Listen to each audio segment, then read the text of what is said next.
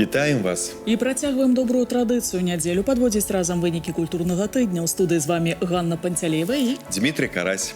Самыя цікавыя падзеі ў культурным жыцці краіны толькі на тэлеканале сапраўдных каштоўнасцей. сёння ў праграме. У дзень 40-годдзя з дня аварыі на Чарнобыльскай АЭС раскажам, як захоўваецца памяць пра тыя падзеі. Акунемся ў атмасферу міжнароднай акцыі ў падтрымку чытання «Бібліяноч 2026», што прайшла ў Нацыянальнай бібліятэцы Беларусі. Далучымся да мерапрыемстваў, што зладзілі да 140-годдзя з дня нараджэння класіка айчыннай літаратуры Змітрака Бядулі. Пазнаёмімся з удзельнікамі 5-го рэспубліканскага харэаграфічнага конкурсу «Дэнс-кангрэс». Агучым праграму Дзён культуры Рэспублікі Таджыкістан у Рэспубліцы Беларусь. Паслухаем музыку краін-саветаў у Беларускай дзяржаўнай філармоніі. Завітаем на вечар памяці народнага артыста краіны Владзіміра Экнадзіосава у Вялікі тэатр Беларусі.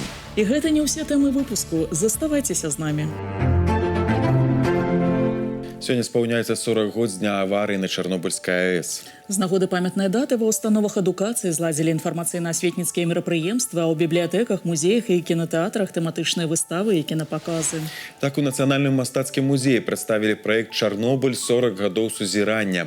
Гераічны подзвіг ліквідатараў, забруджаныя тэрыторыі, на якіх сёння можна жыць і займацца гаспадаркай, застаюцца найважнейшай часткай культурнай памяці.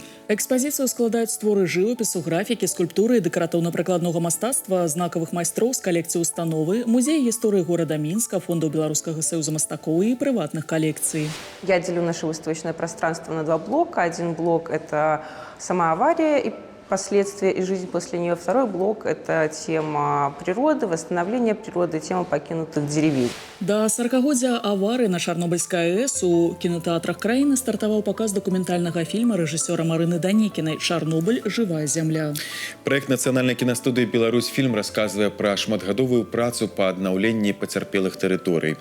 У фільме пераплятаюцца унікальныя архіўныя кадры і сучасныя здымкі, а за кадрам гучаць жывыя гісторыі тых, хто ўдзельнічаў у адраджэнні зямель. Пра падрыхтоўку, што папярэднічала карціне, як шукалі герояў і хто дапамагаў у працы над фільмам, даведалася наша калега Татьяна Жданова. Марина, здравствуйте. За 40 лет, прошедших с момента Чернобыльской аварии, они сняты и написано очень много.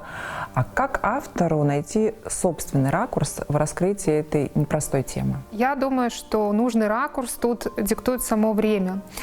40 лет прошло после Чернобыльской катастрофы, и, естественно, за этот период много сделано для возрождения белорусских земель, которые пострадали, для сохранения и продолжения жизни на этих территориях. Мы просто не могли об этом не сказать. Тем более наш фильм так и называется «Чернобыль. Живая земля». Также мне было важно зафиксировать воспоминания ликвидаторов, которые работали с последствиями непосредственно в первые дни и месяцы после аварии. И мы нашли таких людей. Несмотря на то, что в теме Чернобыля осталось мало белых пятен, вы открыли для себя в ней что-то новое благодаря работе над фильмом? Да, и много. Например, как глубоко и системно работает наука по возвращению земель, или что сегодня собой представляет Полесский радиационный экологический заповедник, расположенный на территории зоны отчуждения. Это же уникальная экосистема, которой больше нет нигде в мире. Или что происходит с радиоактивными отходами. Ну и, конечно, судьбы людей. Здесь история каждого участника фильма, соприкоснувшегося с чернобыльской трагедией, это тоже открытие. А какая подготовка предшествовала картине и как сами себя настраивали на эту непростую тему? Прежде всего, необходимо было погрузиться в материал. Я созванивалась и встречалась с предполагаемыми участниками фильма, экспертами. Важно было не просто собрать материал, а понять, о чем же мы хотим рассказать. И отдельная история – это изучение архивного материала. Его так много, а важно было найти и выбрать точечные, говорящие и эмоциональные моменты.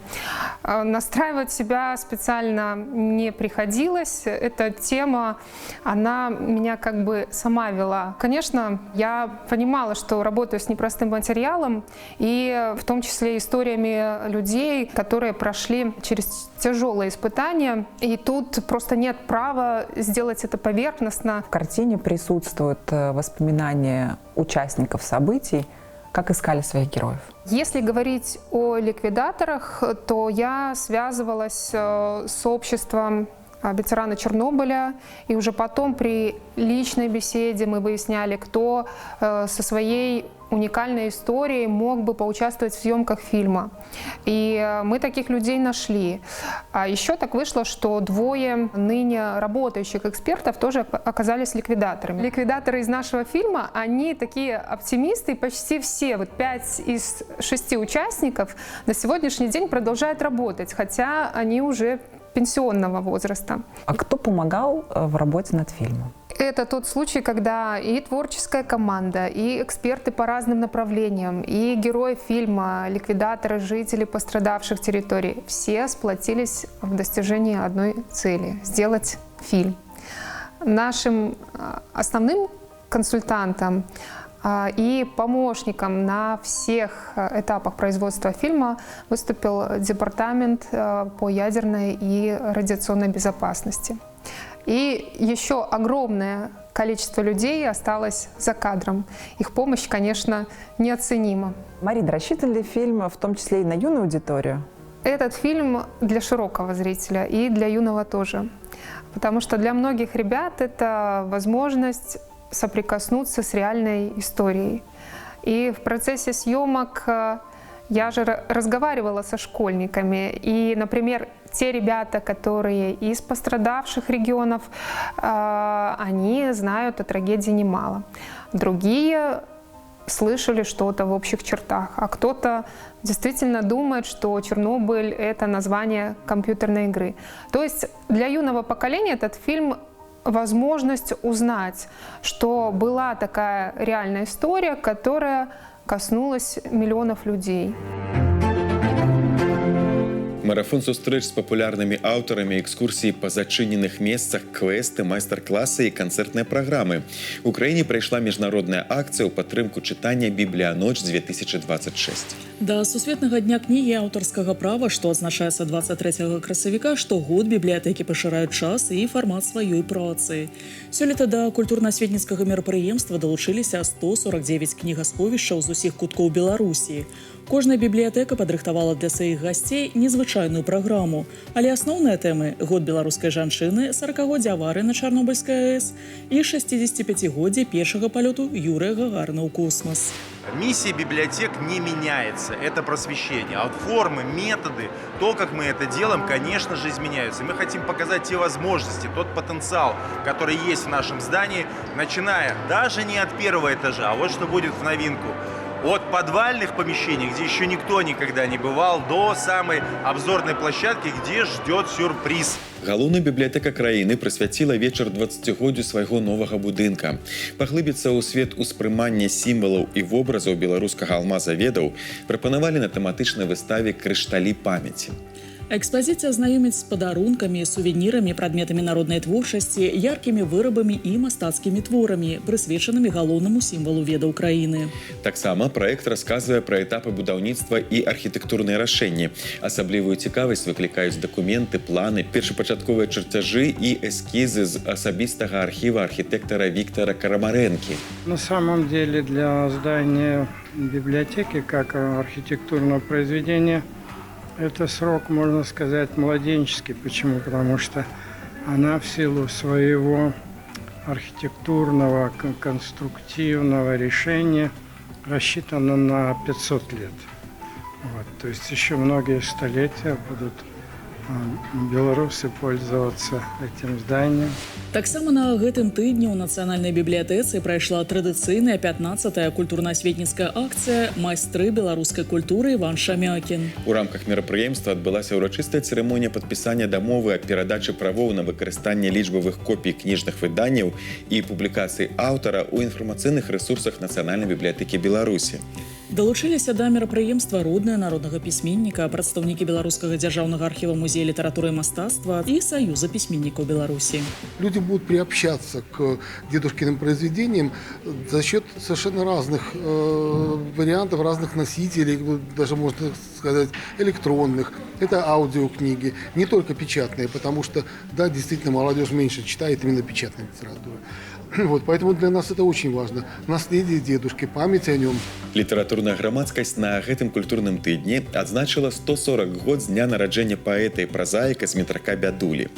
Яго меладычныя радкі параўноўваюць з нотным матэрыялам для санат і вальсаў.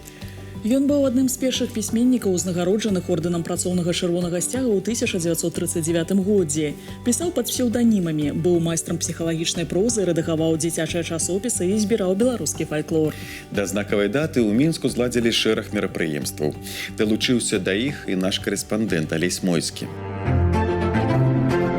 Далёка ад роднай мяжы пайшоў наш паэт той адвечнай дарогай, што ідзець аж да Бога. Бо полымя сэрца паліла, не грэла, тым полымі сэрца згарэла. Гэтыя радкі Змітрок Бядуля прысвяціў свайму сябру Максіму Богдановичу, але іх можна аднесці і да самога аўтара. Бо толькі амаль праз 80 гадоў Змітрок Бядуля быў перазахаваны тут на ўсходніх могілках, а цяпер тут стаіць помнік, да якога можна прынесці кветкі і ў дзень яго нараджэння. У 2025-м быў праведзены конкурс на помнік Змітраку Бядулю і перамог праект скульптара Сергея Гумілеўскага. Менавіта помнік яго аўтарства быў пастаўлены 3 лістапада ў дзень памяці пісьменніка, які менавіта ў гэты дзень у 1941 памёр ад інфаркта ў 55 гадоў непадалёк ад Уральска. У гэты горад ён эвакуяваўся і быў першапачаткова пахаваны на мясцовых могілках у Казахстане. Я вырашыў гэты помнік зрабіць у такой асіметрычнай, вельмі такой зрушанай форме, каб падкрэсліць гэты складаны творчы жыццёвы шлях, якім прайшоў Змітрок Бядуля. Самуіл Плаўнік, сапраўднае імя Змітрака Бядулі, нарадзіўся ў вёсцы Пасадзіц на Лагойшыне, а вучыўся ў ешыбоце ў Далгінава, бо бацькі бачылі ў ім равіна. Але яго выгналі за кніжачку ўласных вершаў, і ён прысвяціў сваё жыццё літаратуры, што таксама абмеркавалі на выставе яго багаты плён, што адкрылася ў дзяржаўным архіве музея літаратуры і мастацтва, куды завітаў і сын класіка Яфім Плаўнік. Некаторыя кажуць, што маці яго так клікала «бядуля моя, нядоля моя», у іншых, што гэта звязана з гаротным лёсам беларускага народа, такі бядовы народ. А у вас ёсць свая версія, чаму Змітрок Бядуля? Знаете, можно предположить, что это с лёсом, так сказать, связано, как бы. Но мне кажется, что это не так. Бядуля это взято откуда-то. Где-то кто-то, известный ему, был Бядуля. Не Змітрок, но как-то иначе. І вось ён скарыстаўся гэтым псеўданімам на ўсё жыццё. Это как раз совпало с тем, что происходит в Беларуси, о чем он думает, как-то очень хорошо улеглось в его сознании. Янка Купала паўплываў на Бядулю, каб ён пісаў не на стараяўрэйскай мове, не на рускай, а выключна на беларускай. Разам з ім удвох, рэдактар і сакратар, Змітрок Бядуля выдаваў газету «Наша Ніва», дзе ў 1910 годзе была надрукавана яго першая замалёўка «Нашлежнікі пяюць». Гэтыя і іншыя звесткі пра жыццё і дзейнасць Самуіла Яфімавіча збіралі па асабістых фондах Цішкі Гартнага, Паўліны Мядзёлкі, Міхася Лынькова, Сергея Грахоўскага, Алеся Адамовіча і фондаў тэатраў, кінастудый, выдавецтваў. Ёсць трошачку дакументаў менавіта з калекцыі выдатных нашых пісьменнікаў Беларусі. Гэтая калекцыя невялічкая, і чаму гэта калекцыя не фонд? Таму што там прадстаўлена толькі некаторая частка дакументаў гэтых вядомых людзей, у тым ліку Змітрака Бядулі. Вы ведаеце, там 10, 3 або 4 справы невялічкі і ў асноўным капійны. Вядучы архівіст Наталья Мізон пазнаёміла гасцей музея з выставай, дзе асобная частка прысвечана аповесці Змітрака Бядулі «Салавей», якая была экранізавана, а таксама была пастаўлена ў выглядзе балета і драматычнага спектакля на сцэне Купалаўскага тэатра. Мы знайшлі падмацаванне гэтай тэмы, салаўяды, так можна сказаць, у фондах тэатральных дзеячаў і ў прыватнасці Стэфаніі Станюты. У нас ёсць тыя тэксты роляў, па якіх іграла Стэфанія Станюта. У 1956 годзе яна выконвала пані Вышамірскую, а ў 1937 годзе Стэфанія Станюта выконвала ролю Алены. І фотаздымак з ёю ёсць, прысутнічае таксама у нас ставіўся і балет на сцэне, мы таксама прадстаўляем гэтыя дакументы. Філіял Дзяржаўнага музея гісторыі беларускай літаратуры «Беларуская хатка» памятае аднаго са сваіх знакамітых гаспадароў, які пражываў тут да 1919-го разам з сёстрамі Рэняй і Геняй. Гэты перыяд жыцця Змітрака Бядулі адлюстраваны ў новай экспазіцыі філіяла праз лісты сястры Яўгеніі і Адаму Богдановичу, бацьку Максима Богдановича. Калі Змітрок Бядуля ў 1915 годзе прыехаў у Мінск, ён адразу пачаў браць удзел у працы таварыства дапамогі пацярпелым ад вайны. І гэтым аказваў вялікую дапамогу. Ён пагадзіўся быць снабжэнцам, і ён быў таварыскі вельмі. Гэта была вельмі патрэбная такая праца, вельмі патрэбная людзям. І калі потым стала вядома, што на радзіму хоча вярнуцца Максім Богданович, Змітрок Бядуля ласкава суступіў яму свой пакой, вялікі светлы пакой, і Максім Богданович побач са Змітраком Бядулем жыў 5 месяцаў. То есть ён значна пагоршыў свае жыллёвыя умовы, саступіў лепшы пакой Максіму Богдановичу хвораму на сухоты. Шчасце не мае сваёй асобнай меркі для ўсіх людзей на свеце, але кожны чалавек мае сваю асобную мерку для шчасця, пісаў Змітрок Бядуля ў сваіх лірычных мініяцюрах, абразках, якія выйшлі ў Санкт-Петербургу ў 1913 годзе і сталі адкрыццём у беларускай літаратуры ў свой час і працягваюць уражваць чытачоў і сёння, такіх як Алесь Мойскі і Максім Рагаўнёў, спецыяльна для культурнага тыдня. Яркую, напоўненую разнастайнымі мастацкімі вобразамі тэатралізаваную праграму «Вясна ў Купалаўскім» прадставіў на гэтым тыдні ансамбль «Харошкі». У Нацыянальным акадэмічным тэатры імя Янкі Купалы засужны харэаграфічны калектыў выступіў у суправаджэнні інструментальнага і вакальнага ансамбляў. Канцэрт спалучыў як прэм'ерныя кампазіцыі, так і нумары залатога фонду калектыву. Мовай харэаграфіі ў праграме апяваецца прыгажосць прыроды, грацыя і хараство славянскай жанчыны. В первом отделении мы решили показать Масленку, потому что именно с Масленки начинается весна. Собственно, для чего эта масленичная неделя? Чтобы наконец-то проводить зиму, чтобы попросить, чтобы она уже поскорее ушла, потому что все замерзли, уже всем стало грустно, скучно, и хочется обновления и нового. И второе отделение у нас уже, собственно, весна пришла, когда идет возобновление вот этого источника жизненного, пригретого солнцем. Танчаць усе. У спартыўна-культурным цэнтры Беларускага дзяржаўнага універсітэта культуры і мастацтваў прайшоў заключны этап 5-го рэспубліканскага конкурсу харэаграфічнага мастацтва «Дэнс-кангрэс». Сваё майстэрства прадэманстравалі калектывы навучальных устаноў, аматарскія прафесійныя выканаўцы, шоу-балеты і танцавальныя праекты з усіх абласцей нашай краіны.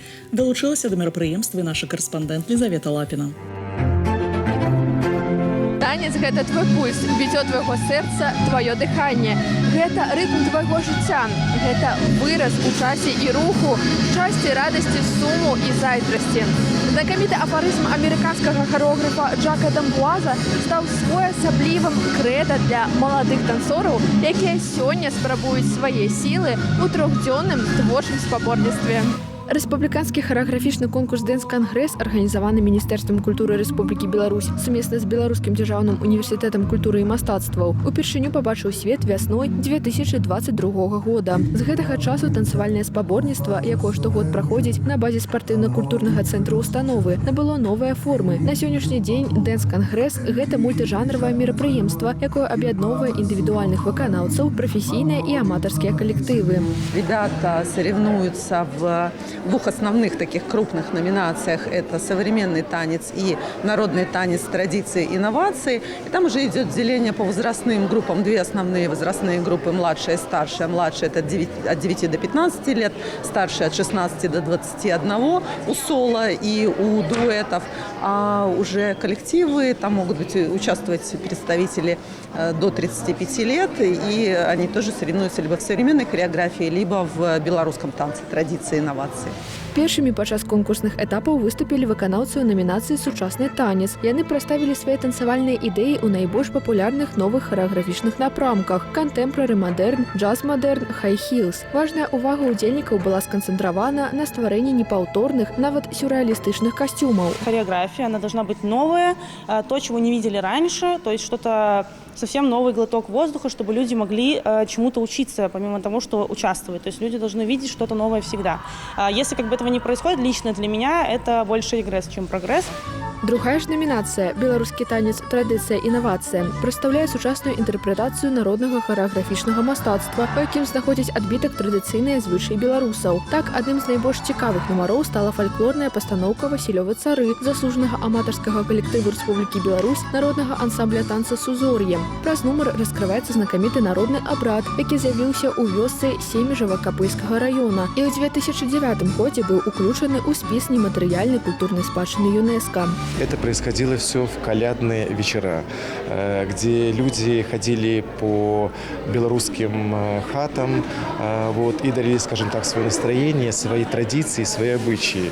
Вот на основе этого поставлен хореографический номер. Там участвуют дети, одни мальчики.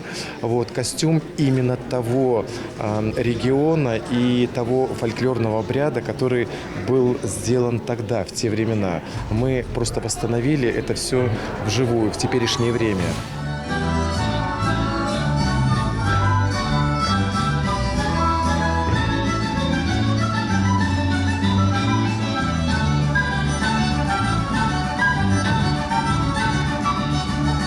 Усе выступленні канкурсантаў праглядае і адбірае прафесійнае журы, у складзе якога выкладчыкі універсітэта культуры і мастацтваў, а таксама вядучыя майстры сцэны, харэографы з Беларусі, Расіі і Казахстана. Галоўнымі крытэрыямі ацэнкі нумароў з'яўляецца дакладная акрэсленая праблематыка і тэматыка, высокая тэхнічнасць і эмацыянальнасць танца, што разглядаецца і ўлічваецца не паасобку, а ў сукупнасці.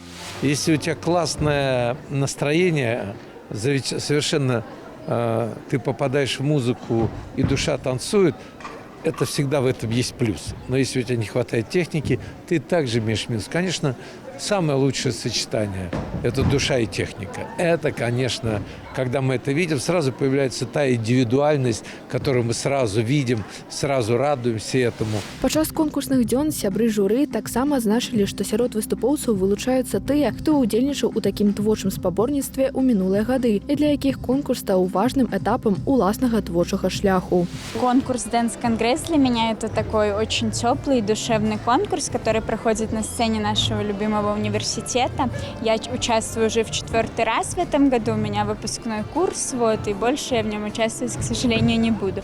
Поэтому для меня это очень всегда значимо, мы каждый год готовимся к нему очень усердно. За 5 гадоў правядзення Dance Congress стаў прафесійна арыентаваным конкурсам, які дэманструе гатоўнасць маладых творцаў да плённай работы на сцэне незалежна ад узросту, у чым на гэтым культурным тыдні пераканаліся Лізавета Лапіна і Віталь Фокін.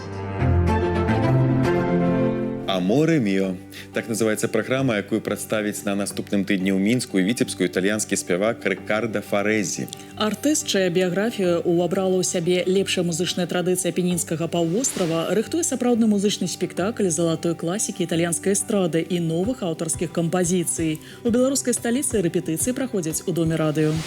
Sicuramente al concerto ci sarà «Amore mio». Данная песня, которая называется «Аморе мио», родилась благодаря моему желанию через итальянскую музыку и белорусский текст выразить мое почтение моим слушателям. При этом стоит заметить, что 90% публики, которые приходят на концерты, это все-таки женщины, девушки. Таким образом, год белорусской женщины, песня, посвященная белорусской женщине. Сустрэча традыцый, характару і вобразаў, у якіх адлюстроўваецца душа народа. У Беларусі праходзяць Дні культуры Рэспублікі Таджыкістан. Урачыстае адкрыццё свята нацыянальнай культуры адбудзецца 28 красавіка ў беларускай сталіцы. Вялікі канцэрт з удзелам вядучых майстроў мастацтваў і дзяржаўнага сімфанічнага аркестра выканаўчага апарата прэзідэнта Рэспублікі Таджыкістан пройдзе на сцэне Палаца Рэспублікі. Свае традыцыі госці з азіяцкай краіны прэзентуюць таксама ў Віцебску і Маладзечні. Пра праграму мерапрыемстваў яе ўдзельнікаў, а таксама ролю культурнага супрацоўніцтва ў развіцці двухбаковых сувязей у наступнай размове. Господин посол, здравствуйте. Наши культуры становятся ближе. 4-жды Беларусь представляла искусство в Таджикистане, и сейчас мы имеем возможность познакомиться с таджикской музыкой, кино и живописью. Как взаимный культурный обмен сблизил и продолжает сближать наши народы? С момента установления дипломатических отношений, это с сентября 1996 года, наши государства прошли последовательный и содержательный путь сотрудничества в рамках уже независимых государств. Особое место в этом процессе традиционно занимает культурно-гуманитарное взаимодействие. За эти прошедшие годы реализован широкий спектр совместных инициатив. Это и Дни культуры, кинофестивали, гастрольные туры творческих коллективов, художественные выставки и образовательные обмены. Эти проекты способствуют популяризации национальных культур, сохранению духовных традиций и формированию прочной гуманитарной основы для нашего двухстороннего долгосрочного сотрудничества. На ваш взгляд, почему именно культура является наиболее действенным дипломатическим инструментом? Я бы не ошибся, если сказал, что это один из самых действенных инструментов народной дипломатии. Потому что именно культура более близкая к народу. Вот мы, сколько бы ни говорили о политике, об экономике, о развитии товарооборота между двумя государствами, но народ прежде всего воспринимает культуру, народную культуру, например, на нашем примере, таджикскую культуру в Беларуси, либо белорусскую культуру, как мы проводили в Душанбе, Дни культуры, белорусскую культуру, как воспринимает Таджикистан, таджикская общественность. То есть то, что выходит из сердца, заходит именно эмоциональный состав. Поэтому вот через культурную и гуманитарную составляющую, я думаю, что двухсторонние отношения, в частности, дружба между народами, развивается более таким народным путем. Как культурный взаимообмен между нашими странами закреплен на уровне межгосударственных соглашений, что уже реализовано в рамках существующих договоренностей? Последние годы ознаменованы рядом значимых инициатив, направленных на укрепление культурного диалога и расширение гуманитарных контактов. С большим удовлетворением отмечаем проведение Дней культуры Беларуси в Республике Таджикистан в ноябре 2024 года. В их рамках состоялось открытие литературно-документальной выставки под названием «Кровью сердца», а также гала-концерт мастеров искусств Беларуси на сцене Таджикского государственного академического театра, оперы и балета имени Садриддина Айни, получившие высокую оценку таджикской общественности. И необходимо отметить, что важным результатом стало подписание меморандума о сотрудничестве между государственными филармониями двух стран, открывшего дополнительные возможности для творческих обменов. В том же году, то есть в 2024 году, знаковым событием стал концерт Государственного симфонического оркестра исполнительного аппарата президента Республики Таджикистан уже в Белорусской государственной филармонии. Это выступление стало культурным даром президента Республики Таджикистан, уважаемого Эмомали Рахмона, народу Беларуси, а также соотечественникам, проживающим в этой дружественной стране. Кроме того, в Беларуси были организованы Дни таджикского кино, в рамках которых был подписан меморандум о сотрудничестве между нашим таджикфильмом и киновидеопрокатом города Минска. 4-е по счету Дни культуры Таджикистана в Беларуси. Какая палитра мероприятий представлена? Программа мероприятий отличается насыщенностью и разнообразием. Кульминацией станет торжественный концерт открытия, который состоится 28 апреля во Дворце Республики с участием ведущих мастеров искусств и Государственного симфонического оркестра исполнительного аппарата президента Республики Таджикистан. В рамках Дней культуры также запланирована выставка современного изобразительного искусства Таджикистана в Национальной библиотеке Республики Беларусь, отражающая национальные мотивы и современные художественные видения, а также показы таджикских художественных фильмов. Особое место в программе займет культурное мероприятие, посвященное международному празднику Навруз, организуемое посольством Республики Таджикистан. Навруз – это древнейший праздник персидской, арийской, таджикской цивилизации, который ознаменовывает начало года. Это таджикский Новый год. Навруз был внесен как нематериальное культурное достояние мира в рамках ЮНЕСКО. Посольство решило продемонстрировать традиционные ценности Навруза именно во Дворце Республики. Перед концертом открытия гостям будет представлена национальная выставка, а также демонстрация традиционной таджикской одежды. Господин посол, как бы вы одним словом назвали тот фундамент, на котором базируются наши, в том числе и культурные взаимоотношения? Я бы сказал, это доверие. Оно проявляется не только в политическом и экономическом взаимодействии, но особенно ярко в культурно-гуманитарной сфере.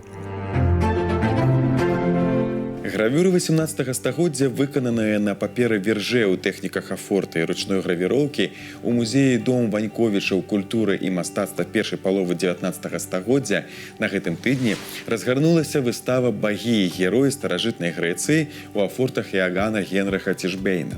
З'яўленне гэтых твораў стала магчымым дзякуючы супрацоўніцтву брытанскага дыпламата сэра Уільяма Дугласа Гамільтона, які актыўна ўдзельнічаў у раскопках старажытнагрэчаскіх некропаляў на поўдні Апенінскага паўвострава і Сіцыліі, нямецкага паэта і драматурга Іагана Вольфганга фон Гёте і яго сябра мастака-акадэміста Іагана Генрыха Вільгельма Тишбейна. Здесь изображения, которые отсылают нас к древнегреческой мифологии, которые рассказывают нам истории об Аполлоне, Дионисе, Агестии, о Зевсе, рассказывают нам о великих героях троянского ли цикла, например, о Менелае, о Елене Прекрасной, об Ахиллесе. Выстава, што адлюстроўвае жыццё беларускіх мяшчан у пачатку 20-го стагоддзя, прадстаўлена ў мастацкай галерэі Міхаіла Савіцкага. Праект падрыхтаваны сумесна з Беларускім дзяржаўным музеем народнай архітэктуры і побыту. Знаёміць з фотоархівам уладальнікаў фальваркаў Камкі і Янушчына ў Лепельскім павеце Віцебскай губерніі. Фотаздымкі, зробленыя ў 1911-13 гадах, набыў Фёдор Крыцкі. Аўтарства большасці фота ў калекцыі належыць Ежы Карвоўскаму. Гледзячы на і вывучаючы гісторыю гэтай сям'і, мы даведаліся, што на Лепельшчыне ў азначаны перыяд, гэта 1911 год, пачатак 20-го стагоддзя, гэта былі адны з буйнейшых землеўладальнікаў у сваім сацыяльным класе. Музыка Шастаковіча, Пракоф'ева і Гліера прагучала на гэтым тыдню ў малой зале імя Рыгора Шырмы. Чарговая сустрэча з музыкантамі музычнай гасцёўні перанесла гледачоў у савецкія часы. Вакальныя партыі ў канцэрце выканалі салістка Беларускай дзяржаўнай філармоніі Ганна Янкоўская і артысты Вялікага тэатра Беларусі Тацяна Пятрова і Дзмітрый Капілаў. Канцэрт «Музыка краіны Саветаў» прайшоў у дзень нараджэння правадыра сусветнага пралетарыяту Владзіміра Леніна. Ён ствараў гісторыю, якую геніі музыкі 20-го стагоддзя адлюстравалі ў сваёй шматграннай творчасці. Менавіта разнастайнасць музычнага матэрыялу таго часу імкнулася паказаць музычная гасцёўня ў абноўленай праграме. Программа с таким названием у нас уже существовала несколько лет назад. Просто вот эта эпоха советской страны, она же действительно очень противоречивая, драматичная и по-настоящему великая. И в 20 веке в Советском Союзе, в стране Советов, существовало при всех драматичных событиях ярчайшее искусство. Зладжанасць рухаў і крайняя уважлівасць. Такія творы, як трыа для скрыпкі, віяланчэлі і фартэпіяна Дзмітрыя Шастаковіча іграюць без права на памылку. Таму яшчэ за гадзіну да канцэрта артысты даводзілі гучанне да ідэалу.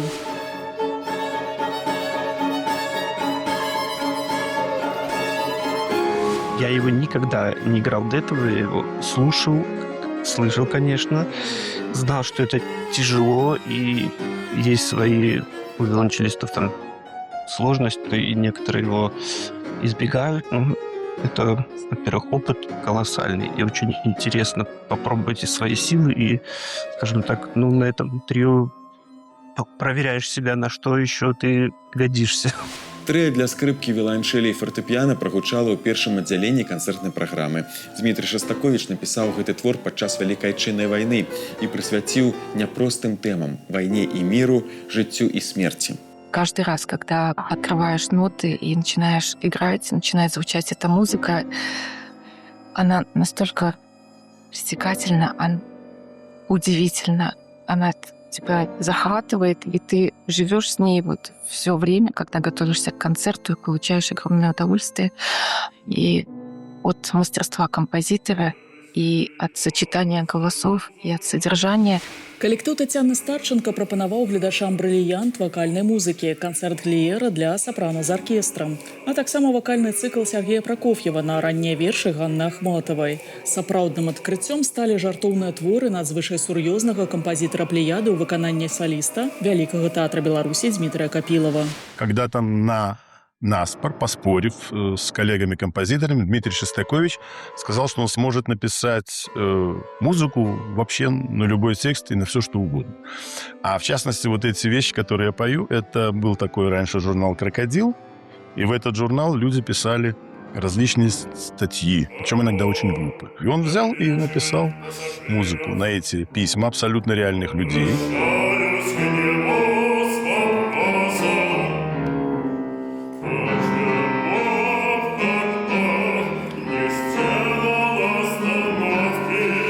Тацяна Старченко традыцыйна выступіла ў ролі рэжысёра і вядучай праграмы, а таксама парадавала публіку высокім выканальніцкім майстэрствам.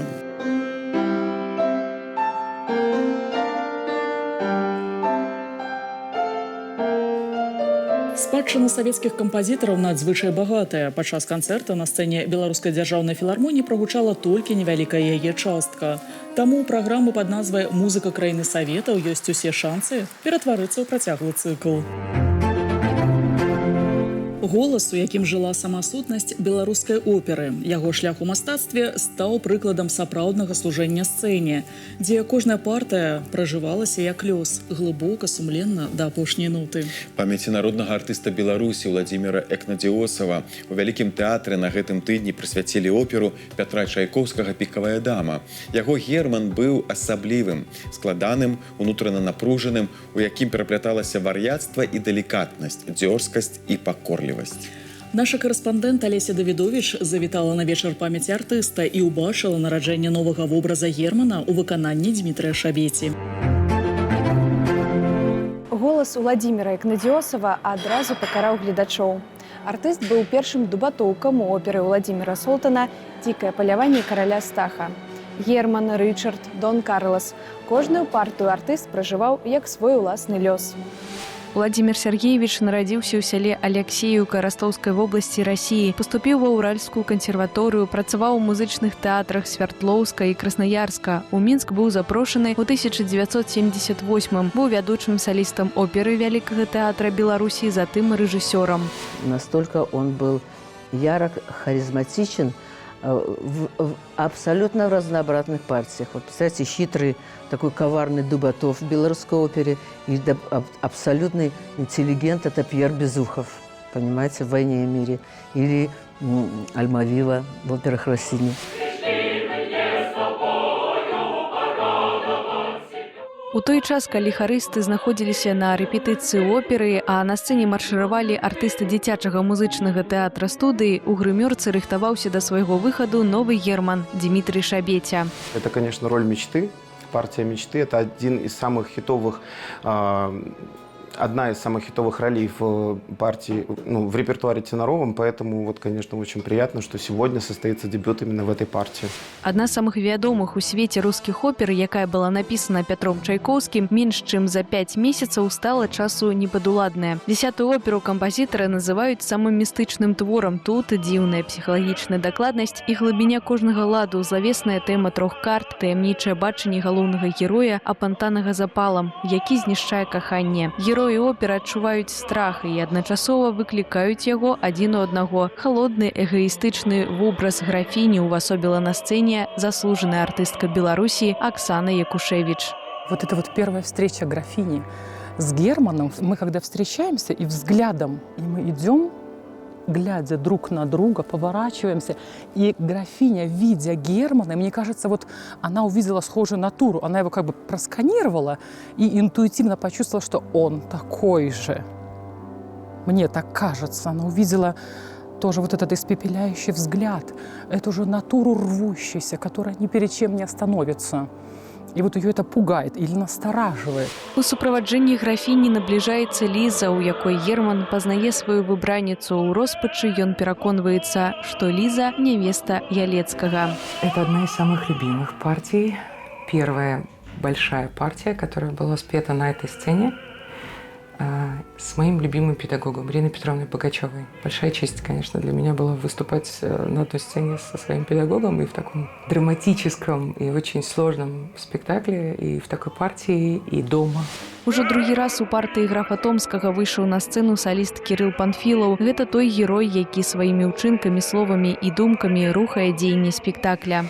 Есть такое поверье, оно даже не просто, это не суеверие, а правда, что второй спектакль обычно тяжелее дается, чем первый, потому что внутренне каждый артист, когда уже закрепляет материал, немножечко более расслаблен, потому что один раз он уже проходил этот путь. За дырыжорскім пультам у гэты вечар быў Артём Макараў, народны артыст Башкортостана. А завіталі на оперу «Пікавая дама», якую прысвяцілі памяці народнага артыста Владимира Экнадзіосава, Алеся Давідовіч і Артём Глушук. Мы рады былі пазнаёміць вас з выставамі, праектамі і юбілеямі гэтага культурнага тыдня. Мы паспрабавалі не толькі расказаць пра іх, але і паразважаць над гісторыяй і сучасным лёсам мастацтва.